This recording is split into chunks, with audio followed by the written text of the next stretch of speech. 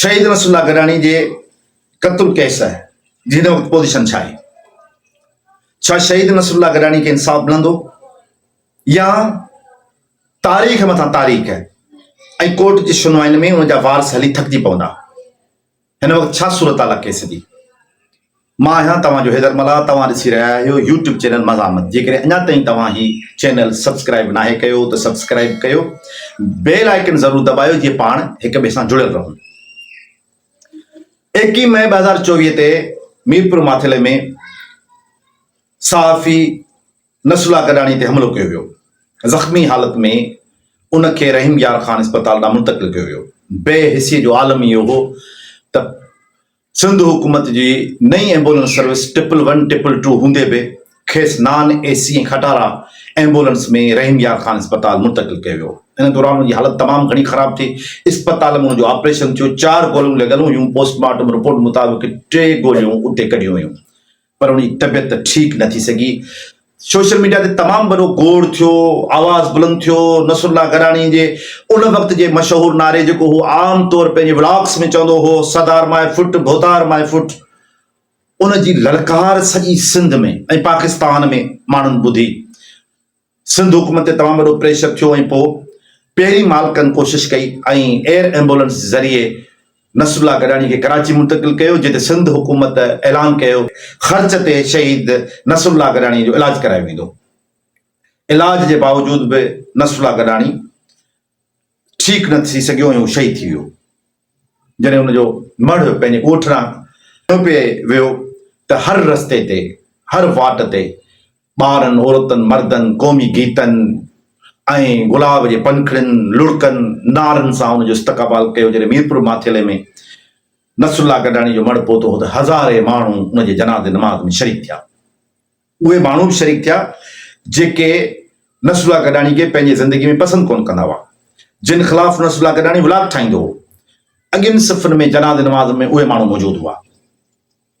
अॻिते हली जॾहिं तमामु वॾो प्रेशर ठहियो त नसरुल्लाह गडानी जा क़ातिल गिरफ़्तार कयो त पहिरीं SSP घोटकी ऐं उनजी सॼी कमान में कमु कंदड़ पुलिस मलक बिरादरी जेके औरत खे गिरफ़्तार कयो ऐं हिन सॼे क़त्ल जे वारदात खे कारे में तब्दील करण जी कोशिशि कई, मगर उन औरत जे मुड़ुस सोशल मीडिया ते दावूं कयूं त हीअ असां ज़ुल्म थिए पियो। इन दावनि खां पोइ जनाब डॉक्टर कादिर मुफ़्ती साहब इहो अची इंकशाफ कयो शहीद नसरुल्लाह गडानी खे पुलिस कारो करार ॾियण जी कोशिशि करे पई, जंहिं ते सोशल मीडिया ते तमामु वॾो ट्रेंड ठहियो ऐं घोटकी जे पुलिस ऐं सिंध हुकूमत ते वॾो प्रेशर ठहियो। उन खां पोइ इन्वेस्टिगेशन जा नवां रस्ता खुलिया। उन रस्तनि मुताबिक़ अॻिते हली पुलिस 3 क़ातिल ज़ाहिर कया।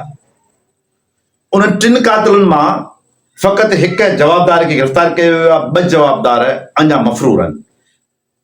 उन 3 में 2 ॼणा मक़ामी MNA ख़ालिद लुंड जे पुट नूर मोहम्मद जा बॉडीगार्ड ऐं हिकिड़ो पर्सनल सेक्रेटरी ॿुधायो वञे थो।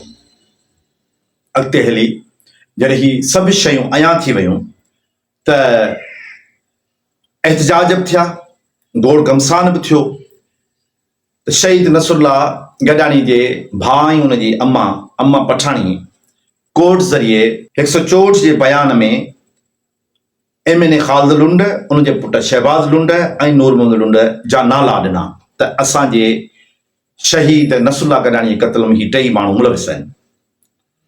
इन जो पस मंज़र छा आहे? इन जो पस मंज़र इहो आहे त नसरुल्लाह गडानी सरदारनि जे राज में, जिते सरदारी ऐं क़बाइली सिस्टम हुजे, धाड़ेल उन्हनि जा हुजनि, क़बाइली दहशतगर्द टोला उन्हनि जा हुजनि, पुलिस फोर्स उन्हनि खे सपोर्ट करे, मदद करे, उते सरदारनि जे ख़िलाफ़ माए फुट करे उन्हनि खे ललकारण वारो कमु शहीद नसरुल्लाह गडानी कयो पियो। इन करे उन ते हिकु दफ़ो अॻु बि हमलो थियो जेको लुंड सरदार जे गार्डन कयो। इन करे पहिरियां जेके हुआ उहे लुंड सरदार ॾे विया पिए। 164 जे बयान खां पोइ जॾहिं ख़ालिद लुंड, शहबाज़ लुंड ऐं नूर मोहम्मद लुंड जा नाला आया त उन्हनि ज़मानत लाइ कराची हाई कोर्ट ॾांहुं रुजू कयो ऐं पोइ उन्हनि जी ज़मानत थी वई। इहो क़ानूनी तौर ते उन्हनि जो हक़ हो जेको उन्हनि खे मिलियो आहे। ऐं हाणे उहो कन्फर्म ज़मानत लाइ उन्हनि खे ट्रायल कोर्ट ॾांहुं वञिणो आहे। हिन वक़्तु सूरत हाल इहा आहे त ख़ालिद लुंड खां जॾहिं ज़मानत दौरान साफ़िन पुछियो त ही तव्हां ते इल्ज़ाम आहिनि त तव्हां छा था चओ, त हुन चयो त मुंहिंजी सियासी मुखालफ़त आहे। हाणे सियासी मुखालफ़त जो पस मंज़र कहिड़ो आहे? तव्हां ॾिसो था त शहीद नसरुल्लाह गडाणी जे जनाज़े नमाज़ खां वठी या ज़ख़्मी थियण खां वठी ईद ताईं तव्हांखे हिकिड़ो सफ़ा इंतिहा पसंद जेको पीर आहे सिंध जो तमामु नामी ग्रामी, जेको सिंधी हिंदू न्याणियुनि जो ज़ोरी मज़हब तब्दील करण जे लाइ बि सॼे सिंध में मशहूरु आहे, मियां मिठू, ऐं पीपल्स पार्टीअ जो साबिक़ वज़ीर जेको हिन वक़्तु इलेक्शन हाराए चुको आहे, उन जी बि उन में सॼी तव्हांखे इन्वॉल्वमेंट मिले पई। उहो बारी पिताफ़ी साहब उनजो नालो आहे, तव्हांखे ॿुधी हैरत थींदी त हिन ईद ते मियां मिठू साहब पंहिंजे मुरीदनि खे या पंहिंजे पोइलगनि खे चयो त तव्हां मूंसां ईद मिलण न अचो, मां ईद मिलण शहीद नसरुल्लाह जे ॿारनि सां वेंदुसि। ऐं अहिड़ो ऐलान ख़ुदि पिताफ़ी हाउस तरफ़ां थियो त को बि वोटर या राज्य जो माण्हू ईद मिलण न अचे, असां सभु नसरुल्लाह गडाणी जे वारसनि सां, हुनजे माउ, हुनजी बेवायूं, हुननि जे ॿारनि सां ईद मिलण वेंदासीं। ऐं पोइ असां सभिनी ॾिठो त सोशल मीडिया ते उन्हनि जा फोटोज़, उन्हनि जा वीडियोज़, उहे सभु असांखे शहीद नसरुल्लाह गडाणी जे घर वटां मिलिया या उते उहो मौजूदु हुआ ईद जो ॾींहुं। त हिन सॼी सूरताल में मियां मिठू ख़ालिद लुंड जे ख़िलाफ़ इलेक्शन विढ़ियो आहे क़ौमी असेंबली ते, हुन इलेक्शन हाराई आहे। बारी पिताफ़ी पीपल्स पार्टी जे टिकट हुजण जे बावजूद बि नादिर अकमल लिगारी खां इलेक्शन हाराई अथसि। ऐं नादिर अकमल लिगारी पहिरीं आज़ाद उम्मीदवार हो, उनखे ख़ालिद लुंड जी ॿियनि जी सपोर्ट हासिल हुई जेके ख़ुदि पीपल्स पार्टी जा हुआ। उन वक़्तु इलेक्शन दौरान फरियाल टालपुर साहब आहे मीरपुर माथिले में अची जलसो कयो ऐं ऐलान कयईं त असांजो उम्मीदवार पिताफ़ी आहे, बारी पिताफ़ी, ऐं तीर जे निशान खे उनखे वोट ॾियो। पर उन जे बावजूद बि MNA साहब ख़ालिद लुंड असां ई तव्हां ॾिठो त उहो नादिर अकमल लिगारी सां गॾु बीठो, अॻिते हली आज़ाद उम्मीदवार तौरु खटींदड़ नादिर अकमल लिगारी पीपल्स पार्टी में शामिल थियो। पर नसरुल्लाह गडाणी जे इन सॼे केस खे तव्हां जेकॾहिं गौर सां ॾिसंदो त जेको तक जो MP आहे नादिर अकमल लिगारी, उहो बिल्कुलु ख़ामोश आहे, उन हिकु लफ़्ज़ बि कोन ॻाल्हायो आहे, एतिरे ताईं जो हू ताज़ियत ते बि न वियो आहे। हाँ, डिप्लोमेट अंदाज़ सां हिकिड़ी ताज़ियत थी, उहा हुई नासिर शाह जी, उहो सरकार जो वज़ीर बि आहे ऐं पाकिस्तान पीपल्स पार्टी जो तमामु अहम अॻवान बि आहे। उहो आयो नसरुल्लाह गडाणी जी ताज़ियत कई। सिंध सरकार 1 करोड़ रुपया मालिकनि जी ख़ुशी सां या साफ़ी तंज़ीमनि जे चवण ते उहो 1 करोड़ रुपया बि वारसनि खे अदा कया आहिनि।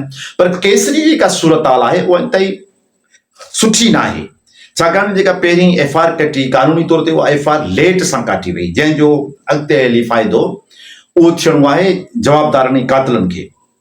ॿियो इहो आहे त FIR में इहो ॼाणायो वियो त नसरुल्लाह गडाणी मुख़्तलिफ़ सरदारनि भोतारनि जे ख़िलाफ़ ॻाल्हाईंदो रहंदो, उन करे उनखे क़तलु कयो वियो आहे। पोइ 164 जे बयान उनखे कवर ज़रूरु कयो आहे, उन में नाला अची विया आहिनि हाणे ख़ालिद लुंड जा ऐं शहबाज़ लुंड जा ऐं नूरमंद लुंड जा। पर त क़ानूनी माहिर चवनि था त जॾहिं ट्रायल कोर्ट में वेंदा उनजी ज़मानत थी वेंदी ऐं पोइ केस हलंदो, ऐं पोइ डिघो केस जॾहिं हलियो त उन सूरताल में थी सघे थो त अॻिते हली हिन केस जा नतीजा कुझु ॿिया अचनि। हिकिड़ी ॻाल्हि इहा। ॿी ॻाल्हि जेका अहम ॻाल्हि आहे सा इहा आहे त मक़ामी तौर ते उते जेको टकराव पैदा थियो आहे बारी पिताफ़ी जी एंट्री जे करे, पिताफ़ी बिरादरी ऐं लुंड बिरादरी जा माण्हू हिक ॿिए जे साम्हूं अची विया आहिनि। जॾहिं असीं सोशल मीडिया खे वॉच कयूं था, उनखे ॾिसूं था त हू हिक ॿिए ॾांहुं बिल्कुलु खूनरेज़ लफ़्ज़नि सां हिक ॿिए सां मुखातिब थियनि था। त इलाइक़े में हिकिड़ो टेंशन शुरू थी वियो आहे त किथे लुंड ऐं पिताफ़ी बिरादरियुनि जो क़बाइली झड़ो त न शुरू करायो वेंदो। त कोशिशि इहा थियणु खपे, ख़ुसूसन उतां जा जेके बाशूर माण्हू आहिनि, पढ़ियल लिखियल माण्हू आहिनि, उन्हनि जी कोशिशि इहा थियणु खपे त इन क़िस्म जी सूरताल खां इन इलाइक़े खे बचाए ॾिए। हिकिड़े सहाफ़ी सां मां ॻाल्हायो पिए, उन सहाफ़ी ॿुधायो मूंखे त 2 ॾींहं पहिरीं असां DIG सखर सां मिलियासीं, सैयद पीर मोहम्मद शाह सां। उनखां पुछियोसीं त गडाणी साहब जे केस जो छा थियो, त हुन चयो कहिड़ो केस? त हैरत में पइजी वियो सहाफ़ी पुछियोसीं शहीद नसरुल्लाह गडाणी जो केस? चई त सखर डिवीज़न सॼी क़त्ल ऐं गारतगरी जे हवाले आहे। रोज़ माण्हू अगवा थियनि था, पुलिस जे पिकटुनि ते हमला थियनि था, माण्हू क़त्ल थियनि था, रोज़ केस दाख़िल थियनि था। केस पुलिस सिधो करे ॾिनो आहे।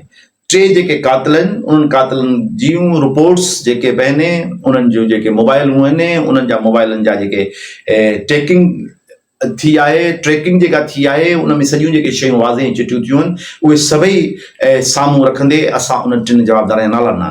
सुवाल इहो थो पैदा थिए त छा फ़क़ति हिकिड़ो जवाबदार गिरफ़्तार थियो आहे, ॿ गिरफ़्तार थींदा या न थींदा? गॾोगॾु अॼु जी जेका रिपोर्ट आहे सा इहा आहे त नसरुल्ला गडाणी जी अमड़ अमा पठाणी ऐलान कयो आहे त कातिल गिरफ़्तार नथा थियनि, इन करे 3 जुलाई ते वज़ीर आला हाउस आॾो धरणो हयो वेंदो।